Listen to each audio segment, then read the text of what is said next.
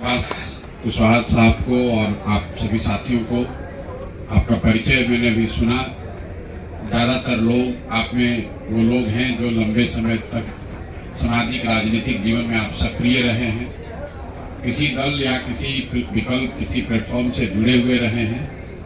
लेकिन जन स्वराज में आने वाले ज़्यादातर लोग किसी न किसी दल से ही आए हैं, किसी अलग विचारधारा पार्टी से आए हैं। वो इसलिए आ रहे हैं कि उनका एक भरोसा, एक विश्वास धीरे धीरे ही सही इस दल की नीतियों पर, कार्यक्रमों पर जो हम लोग प्रयास कर रहे हैं इस पर बन रहा है।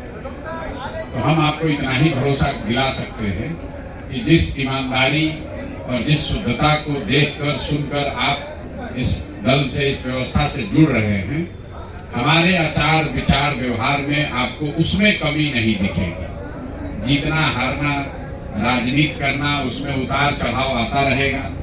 जरूरी नहीं है कि आपकी हर बात से हम सहमत हों या हमारे सारे बात से, निर्णय से आप सहमत हों। लेकिन एक बात की सहमति, एक बात का आश्वासन जरूर है कि जिस ईमानदारी की बात हम लोगों ने की है, जिस शुद्धता की बात की है, उसमें कार्यकर्ताओं के साथ, साथियों के साथ, दल के नेताओं के साथ, दल को बनाने वालों के साथ, दल को अपने कंधे पर आगे बढ़ाने वालों के साथ किसी प्रकार का कोई धोखा नहीं होगा। सुभाष जी से जब मेरी पहली मुलाकात हुई थी, तब से लेकर हम लोगों ने कोई व्यक्तिगत बात अभी तक, मैं इनके मुंह पर ही कह रहा हूँ, इनका सम्मान इसलिए भी है, इन्होंने कोई व्यक्तिगत बात नहीं कही कि हमको दल में क्या मिलेगा, हमको कौन सी जगह मिलेगी। इनका एक ही रहा है मुद्दा कि जिस मुद्दे को लेकर हम और हमारे साथी संघर्ष कर रहे हैं, क्या जन स्वराज उसको अपना ताकत लगाकर और बड़ा करेगा।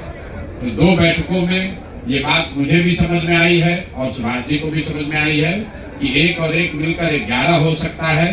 बेतिया राज की जमीन के अधिग्रहण का जो मामला है, दोनों चंपारण में बहुत लाखों लोग उससे प्रभावित हैं।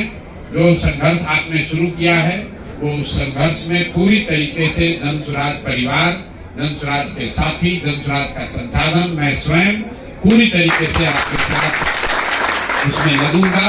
अब आज आप विधिवत रूप से ज्वाइन कर रहे हैं, इस परिवार के हिस्सा हो रहे हैं, तो मैं आपका तहे दिल से शुक्रिया अदा कर रहा हूं, आपका धन्यवाद कर रहा हूं। और अब हम लोग बैठकर अगले 2-4-5 दिनों में कार्यक्रम की जो आपने पहले संरचना बनाई हुई है उसको देख लेंगे, उसमें कैसे जुड़कर उसको और बड़ा और बेहतर और धारदार बनाया जाएगा, इस पर मिलकर चर्चा कर लेंगे।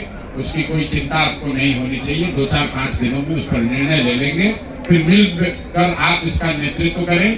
पीछे से हम लोग इसमें आपके साथ खड़े होंगे। जहां तक आपके अपने राजनीति का सवाल है, तो जो भी जिस पद से आ रहा है, उस पद को, आपके अनुभव को, आपके पृष्ठभूमि को ध्यान में रखकर अगले 2 से 3 हफ्ते में जन स्वराज की लोकल इकाई में या राज्य की इकाई में जैसा स्वराज जी से बातचीत करके हम लोग तय करेंगे। यहाँ किशोर कुमार मुन्ना जी बैठे हुए हैं, ये जन स्वराज के संगठन के प्रभारी हैं राज्य भर में। हम लोग कोशिश करेंगे कि आपकी जो पृष्ठभूमि है, आपने जो जीवन में कमाया है राजनीतिक तौर पर, सामाजिक अनुभव के तौर पर, उसको ध्यान में रखकर आपको जन स्वराज में भी यथोचित जिम्मेवारी और जगह और सम्मान मिले।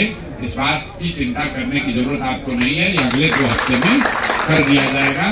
अगर मान लीजिए कुछ देरी भी 1-2 दिन हो तो कोई घबराने की बात नहीं है। कुशवाहा साहब हैं, डॉक्टर साहब हैं, किशोर कुमार मुन्ना भी बैठे हुए हैं।